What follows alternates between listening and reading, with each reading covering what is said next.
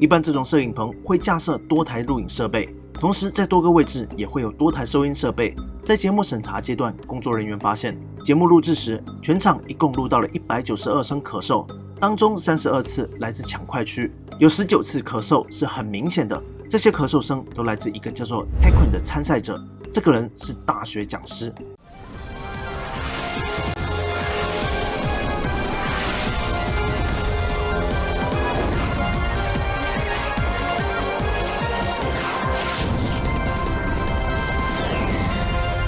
不知道大家有没有看过《百万富翁》？全面的题目、急促的音乐，再加上主持人陈启泰迟实的声线以及深厚的主持功底，营造出了一个非常紧张的气氛。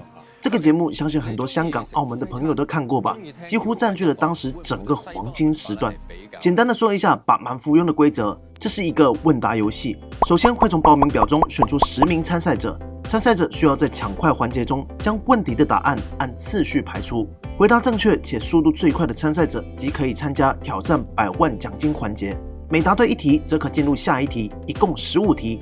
答对第一题，则可获得1000元；全数答对，则可获得最高奖金100万元。其中奖金还设定了2条保险线，分别为8000元以及6万元。只要答题数超过了保险线的位置，下次答错则可获取保险线的奖金。当然，如果挑战者遇到实在没把握答对的问题，可以选择直接放弃，那么这样就可以将上一个题目所对应的奖金带走。另外，参赛者在遇到不确定或者不会的题目时，有3个锦囊可以使用，分别是50-50、打电话以及问现场观众。它们的功能分别是：电脑随机剔除2个错误选项，由官方拨打参赛者事先选好的智囊团，通话时间为30秒。由全场所有观众选出认为正确的答案，并列出观众选择的百分比。整场问答游戏中，每个锦囊只能各使用1次，但一个问题可以使用多个锦囊。这种紧张刺激又互动性极强的节目效果，在当年引起了很大的反响。最高峰时甚至打败了有台的香港小姐竞选。不过这个节目并不是原创节目，而是向英国独立电视台 ITV 购买版权，几乎是1比1搬上了本港台。除了奖金的跨度上有点不同，其他规则流程都几乎一样。我后来查资料才看到，原来台湾也有类似的节目《超级大富翁》，由谢振武主持，不过这个版本我没有看过就是了。虽然英国版跟香港版的100万富翁大致相同，连最高奖金也同样是100万，不过英国的100万可是英镑2000年100万的英镑跟港币可是差了10几倍呢。如此高额的奖金吸引来了不少的参赛者，然而能成功将100万带回家的人少之又少。当中就有一名英国皇家少校，曾经就成功答对了全部的15题。然而，这起2001年的节目完全没有在电视上播出过，而且节目制作方连给出的100万元支票也取消兑现了。原因是工作人员发现这位少校 Charles Ingram 在答题时作弊了。那么他是如何在好几台摄影机不停运作的情况下作弊的呢？摄影当天的第一个环节， Charles 跟其他7名参赛者一起在抢快去答题。7名参赛者回答正确，当中 Charles 以 3.97 秒赢得上擂台挑战100万奖金的机会。为了在这个环节中脱颖而出， Charles 每天都会在自制的按键器上训练20分钟。前面的4题 Charles 都回答得非常果断坚决，第5题稍微犹豫了一下，但是他依然答对了。第6题 Charles 用了一个问现场观众的锦囊，在观众的帮助下，他成功来到了第7题。此时奖金来到了2000英镑，已过了第1条保险线，也就是说，无论接下来答对与否 ，Charles 都可以拿到1000英镑。第7题 ，Charles 又用掉了一个锦囊，他打给朋友询问答案。虽然回答正确，但是这个时候还有8题没答，越到后面的问题越难。但是3个锦囊他已经用掉了2个，几乎没有任何人认为 Charles 可能拿到100万。幸好这个时候导播发出了一个提示音，指示主持人今天的录影就到这里为止。是的，这个节目是个跨场节目，并不是在1天之内录完的。第2天 Charles 从第8题开始，此时他的奖金已经来到了4000英镑。当主持人问到今天是否有特别的策略， Charles 表示今天的策略就是要慢慢来，更加保守一点。从这个时候开始，大家留意节目在进行时是不是有什么异样。I would have thought that it would be Aristotle Onassis. Well, Ronald Reagan, I mean, I know who he is, and I don't remember him ever being married to Jacqueline Kennedy. I'm pretty confident it's Aristotle Onassis. It's the right answer. You got 8,000 pounds. 第10题 ，Charles 表示自己对流行音乐不是很在行，于是他用了最后一个锦囊50-50，去掉了2个错误答案。但奇怪的是，原本 Charles 相信 A1 就是答案，因为他只听过这个乐队。I think it's A1. I think it's A1.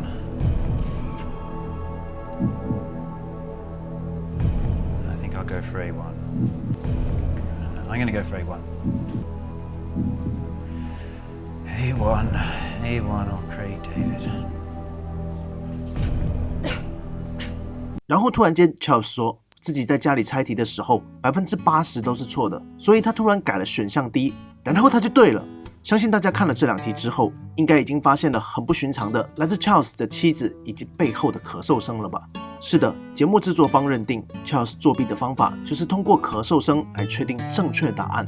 Charles 说的慢慢来的答题策略，其根本就是将4个答案都读一次，而背后的常性人在听到 Charles 读到正确答案时，就会咳嗽一声，让 Charles 知道这就是正确答案。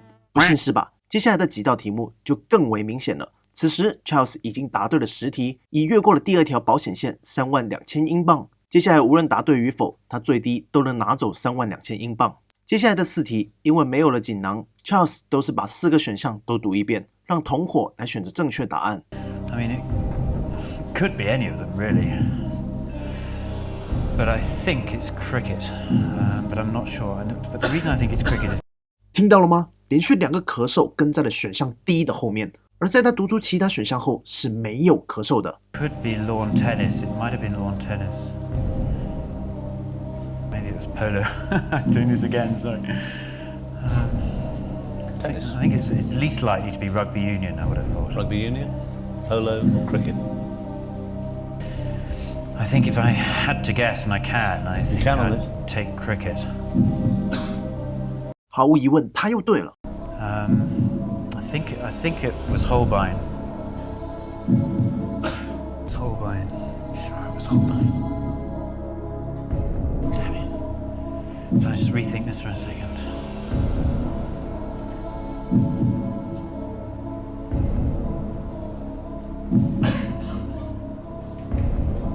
Yeah, I'm sure it was Holbein.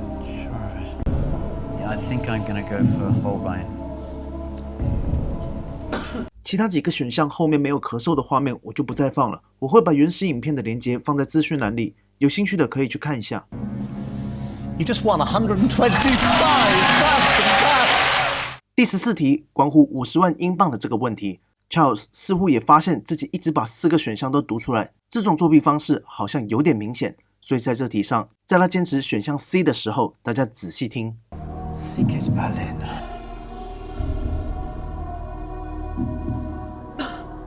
No. 听到没有？听到没有？来，导播再来一次。I think it's Berlin.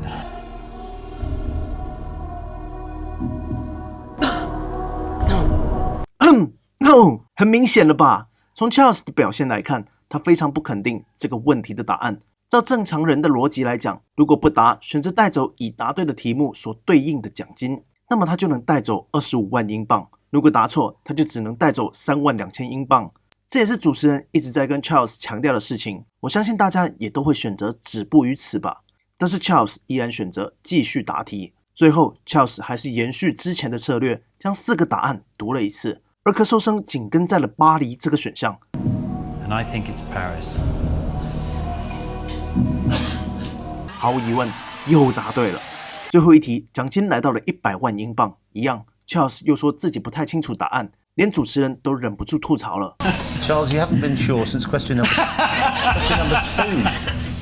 还是一样，正常人在不确定答案的时候，就拿着50万英镑走了，而不是冒着可能失去46万8000英镑继续答题。但是 Charles 就是背道而驰，因为他知道他背后有个相当靠得住的队友。一样的策略，咳嗽声紧跟在了 Charles 读出选项 A 的后面。I think it's a nanomole, but it could be a gigabit. I don't think it's a megatron. I don't think I've heard of a Google. 最终 Charles 相信的队友成功拿走了100万英镑的支票，只是这张支票很快就被节目制作方取消了。那么问题来了，到底谁才是 Charles 背后的这个藏镜人？这个人又为何如此神通广大？除了 A1 那一题有关流行音乐由 Charles 的妻子代答之外，在手机收不到讯号且没有 Google、百度这种搜索引擎的年代，他几乎每一题都为 Charles 提供了正确答案。如果这个人这么神的话，他为何不自己参加这个比赛，自己一个人拿走100万英镑呢？一般这种摄影棚会架设多台录影设备，同时在多个位置也会有多台收音设备。在节目审查阶段，工作人员发现，节目录制时全场一共录到了192声咳嗽，当中32次来自抢快区，有19次咳嗽是很明显的。这些咳嗽声都来自一个叫做 Taquin 的参赛者，这个人是大学讲师，相信 Taquin 就是背后默默帮助 Charles 获胜的藏镜人。于是电视台高层拿着我们看到的这卷录影带，将 Charles、他的妻子 Diana 以及藏镜人 Taquin 告上了法庭。除了这卷录影带，控方还提供了另外2个证据。首先是工作人员在 Charles 赢得100万英镑之后，在 Charles 跟他妻子的更衣室听到了2人争执的声音。赢得了大奖，本应该是一件极其兴奋的事，为什么会起争执呢？猜测他们争执的内容有可能是妻子在埋怨 Charles 不应该作弊的这么明显，应该在10几万、20几万的题目时就该收手了。第二，当时同坐在抢快区的竞争者之一 Larry 在庭上表示，他也知道 Charles 那些问题的答案，所以他肯定 Taquin 的咳嗽就是为了要帮助 Charles 选择正确答案。接着让我们来看一下辩方的观点。首先，正如工作人员所说，全场有192次的咳嗽声，大家看到的版本，也就是上交到法庭的版本，是剪辑工作人员将 Charles、主持人以及 Taquin 所在的抢快区的声音独立出来的版本。他故意将 Taquin 的咳嗽声调大了，因为这一期节目也没有在电视上播出，所以我们根本不知道正常的版本会是什么样子的。而且 Charles 在现场听到的声音根本很杂乱，况且当时又处在如此紧张的气氛，他如何区分哪些是引导他的咳嗽声呢？而且当时的主持人也表示，他在现场根本没有注意到有明显的咳嗽声。不过他也认为 Charles 的表现跟大家不一样，看似从第5题之后就再也没有100%肯定答案的他，居然冒着失去大笔奖金的风险继续答题。对此 Charles 表示，其实这些题目他都知道答案，只是为了当时的节目效果才表现出一副傻傻的样子。要说真正受到场外观众影响的，就是 A1 流行音乐那题，因为在他选择 A1 的时候，大多观众都表现出了不可思议的惊呼声，所以他才更改了答案。第二， Taquin 声称他是因花粉以及灰尘过敏才会不断咳嗽，这一点也得到了医生的证明。他说自己的咳嗽声与答案吻合，完全是一个巧合。但是当时节目的经理则表示，在录影期间，他注意到了明显的咳嗽声就是来自 Taquin。当他观察 Taquin 的时候，发现他正在跟其他参赛者讨论答案，然后突然面向 Charles 所在的主持人区咳嗽。对此 Taquin 表示，不然我要对着别人的脸上咳嗽吗？不过有意思的是，在 Charles 获胜后，下一场就是 Taquin 获得了挑战100万奖金的参赛资格。但是当他坐在选手区的位置后，就再也没有咳嗽过了。而 Taquin 的回应是，在录影前，他在镜头前连续喝了好几杯水，才缓解了咳嗽的问题。不仅如此 ，Taquin 当时挑战奖金的成绩是答对了7题，在第8题的时候答错了，最终只带走了保险线的1000英镑。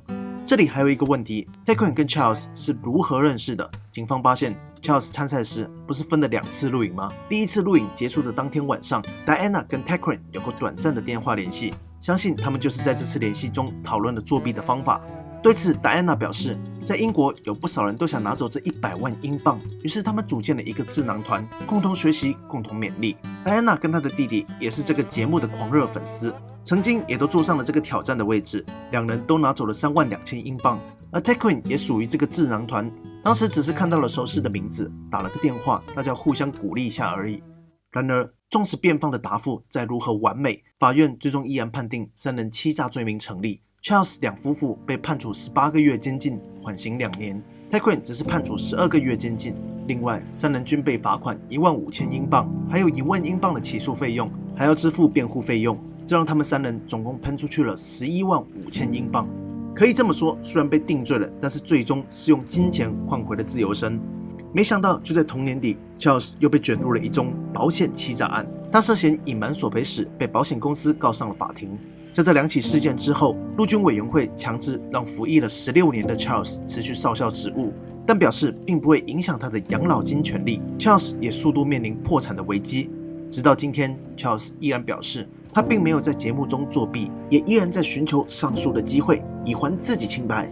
截至目前为止，虽然没有洗清罪名，但是他已经成功将妻子的起诉费用及罚款取消了，而两人各25000英镑的辩护费用也最终降到了各5000英镑。